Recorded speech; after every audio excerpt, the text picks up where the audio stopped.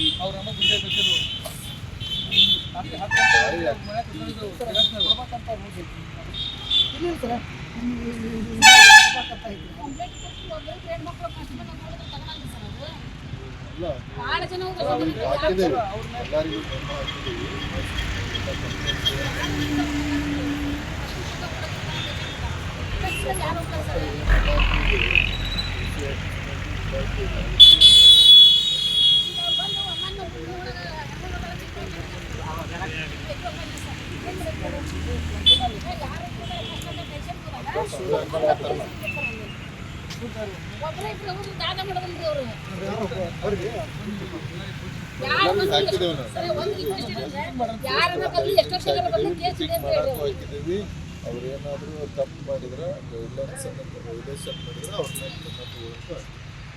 ಸಂಬಂಧಪಟ್ಟ ಇಲಾಖೆಗೂ ಹಾಕಿದ್ವಿ. ಈ ರೀತಿ ಚೆಕ್ ಮಾಡಿ ಆ ರೀತಿ ಏನಾದರೂ ಕೃತಿ ಕೊಟ್ಟಿದ್ರೆ ಸಂಬಂಧಪಟ್ಟ ಇಲಾಖೆ ಕಾರ್ಮಿಕರ ಮತ್ತು ಡಿಸ್ಟ್ರಿಕ್ಟ್ ಜಿಲ್ಲಾ ನಿರ್ವಾಹಕರಲ್ಲ ಅವ್ರಿಗೂ ಹಾಕಿದ್ವಿ.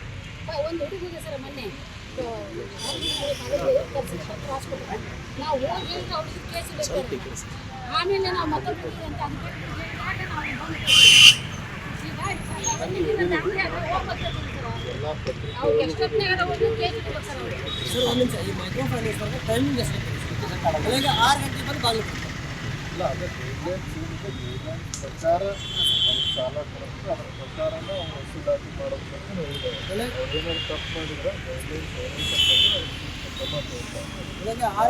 ಮಲಗಿದಾರಲ್ಲ ಇವ್ರು ಎಬ್ಬಿಸ್ತಾರ, ರಾತ್ರಿ 10 ಗಂಟೆವರೆಗೂ ಇರ್ತಾಗೋದಿಲ್ಲ. ಹೇಳಿದ್ರೆ ಹೆಣ್ಮಕ್ಳು ಹೇಳ್ತಾರೆ ಸರ್, ಅವರು ನೀವೇನಾರ ಮಾಡ್ರಿ ದುಡ್ಡು ತಂದು ಕೊಡ್ರಿ. ಹಾವೇರಿ ಎಲ್ಲಕ್ಕಿ ನಾಡಿನಲ್ಲಿ ಇವತ್ತು ಮೈಕ್ರೋ ಫೈನಾನ್ಸ್ ಹಾವಳಿಯಿಂದ ಏನು ಮಹಿಳೆಯರು ನೊಂದ ಮಹಿಳೆಯರಿಂದ ಇವತ್ತು SP ಆಫೀಸಿಗೆ ಬಂದು ಮನವಿಯನ್ನ ಸಲ್ಲಿಸಿದವೆ. ಈ ಮನವಿಯನ್ನ ಸ್ವೀಕರಿಸಿದಂತ ಅಧಿಕಾರಿಗಳು ಕೂಡಲೇ ಎಲ್ಲ ಪೊಲೀಸ್ ಠಾಣೆಗೂ ಏನು ಮಹಿಳೆಯರು ನೊಂದ ಮಹಿಳೆಯರು ಹೋದ ತಕ್ಷಣವೇ ಅವರಿಗೆ ಸ್ಪಂದನೆ ಮಾಡಬೇಕು.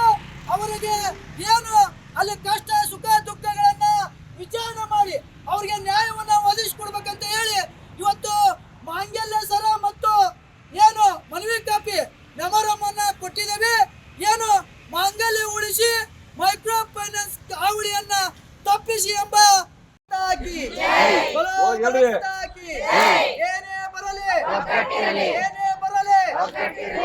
ಏನು ಉತ್ತರ ಕರ್ನಾಟಕದ ಹೆಬ್ಬಾಗಿಲು ಎಲ್ಲಕ್ಕಿ ನಾಡಿನಿಂದ ಇವತ್ತು ನೊಂದ ಮಹಿಳೆಯರು ಏನು ಮಾಂಗಲ್ಯ ಉಳಿಸಿ ಮೈಕ್ರೋ ಫೈನಾನ್ಸ್ಗಳ ಹಾವಳಿ ತಪ್ಪಿಸಿ ಎಂಬ ಹೋರಾಟವನ್ನ ಇವತ್ತಿನ ದಿವಸ ಮಾನ್ಯ ಮುಖ್ಯಮಂತ್ರಿ ಸಿದ್ದರಾಮಯ್ಯ ಅವರಿಗೆ ಏನು ನೊಂದ ಮಹಿಳೆಯರ ಪರವಾಗಿ ಅವರಿಗೆ ಮಾಂಗಲ್ಯ ಸರದ ಮುಖಾಂತರ ನಮ್ಮ ಮನವಿ ಕಾಪಿಯ ಮುಖಾಂತರ ಪೋಸ್ಟ್ ಮಾಡ್ತಾ ಇದ್ದಾವೆ.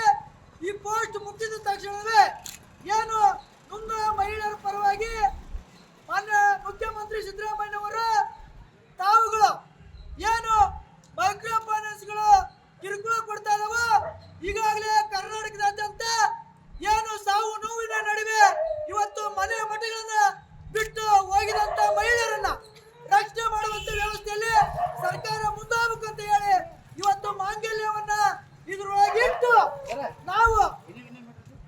ನಾವು ಈ ಮಾಂಗಲ್ಯವನ್ನ ಇದ್ರೊಳಗೆ ಇಟ್ಟು ನಾವು ಸಿದ್ದರಾಮಯ್ಯನವರಿಗೆ ಪೋಸ್ಟ್ ಮುಖಾಂತರ ಕಳಿಸ್ತಾ ಇದ್ದೇವೆ.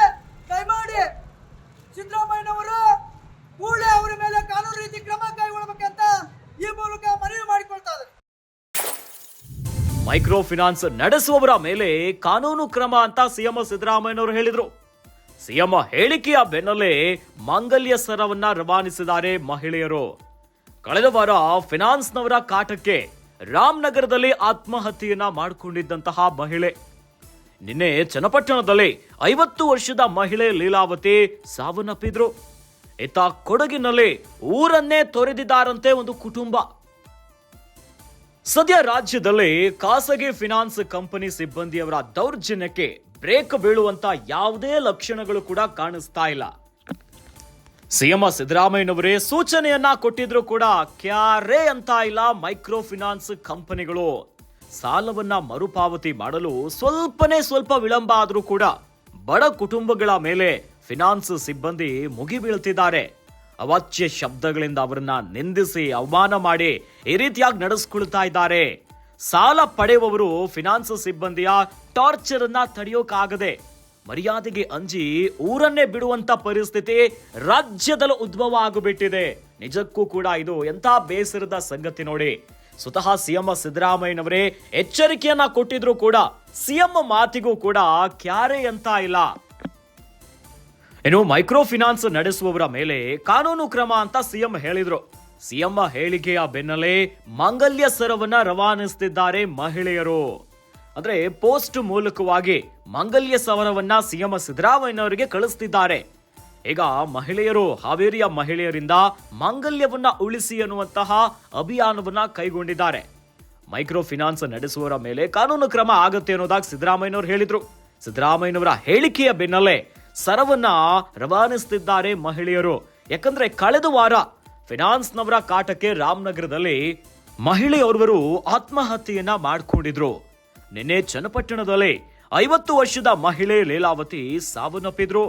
ಇತ್ತ ಕೊಡಗಿನಲ್ಲಿ ಈ ಮೈಕ್ರೋ ಫಿನಾನ್ಸ್ ಸಿಬ್ಬಂದಿಯ ಕಾಟವನ್ನ ತಡೆಯೋಕಾಗದೆ ಮರ್ಯಾದೆಗೆ ಅಂಜಿ ಊರನ್ನೇ ಬಿಟ್ಬಿಟ್ಟಿದ್ದಾರಂತೆ ಒಂದು ಕುಟುಂಬ. ಈ ಮೂಲಕವಾಗಿ ರಾಜ್ಯದಲ್ಲಿ ಏನಾಗ್ತಾ ಇದೆ ಹಾಗಾದ್ರೆ?